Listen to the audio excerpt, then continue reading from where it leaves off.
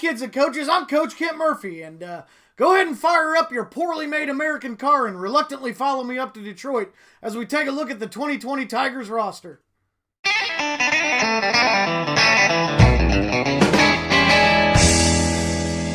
Detroit, the city that's constantly living in the movie The Purge.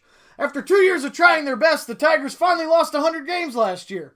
114 to be exact. But good news for Tigers fans is that your home games are blacked out in your own market. So, see, Manfred does care after all. I guess 47 wins isn't that bad when you consider it takes the Lions a decade to reach that mark. So put on your rubber gloves as we take a look at the 2020 Tigers roster. So let's start by taking a look at the Rat King that is the Tigers pitching rotation. You got Matthew Boyd, Spencer Turnbull, Ivan Nova, Jordan Zimmerman, and Daniel Norris. Combined, they went 27-67 last year. If they made a movie about these guys, it wouldn't be called Ocean's 11, it'd be called Oh Shit 11, my ERA. At catcher, you got Austin Romine. That's gotta hurt, man, going from the Yankees to the Tigers. Now you have to lose in the regular season instead of the playoffs. At first base, you got CJ Cron. He batted .253 for the Twins last year. With those kind of numbers, you'll be the shiniest turd in Detroit Rock Bottom City. At second base, you got Jonathan Schoop, another player the Twins sent down to Double-A to play for the Tigers this year. He batted .256 with 14 errors last year, or as the Tigers call it, gifted. At third base, you got Dawa Lugo, and I'll be honest, I don't think I'm going to make it through this roster, man. He batted .245 with 6 dingers last year. You need to Lugo to the batting cages, or just Lugo home and update your resume. At shortstop, you got Nico Goodrum. He actually started in 7 different positions last year, and if he's terrible at the plate again, next year he'll be starting at his 8th position as third shift team lead at the GM plant. He gets a ticket for running red lights almost weekly because he can't even hit the brakes.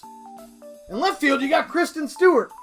It must have been hard trying to decide if you were Team Edward or Team Jacob last year as you missed fastball after fastball at the plate. I'd say the odds are better that you turn into a werewolf this year than they are that you eclipse 240. In center field, you got Jacoby Jones. Is your dad the coach? Be honest. I mean, his stat line makes you wonder if he's just an undercover cop pretending to be a baseball player so he can crack the case of the missing team in Detroit. In right field, you got Victor Reyes. He hit .304 last year. I'm sure I read that wrong.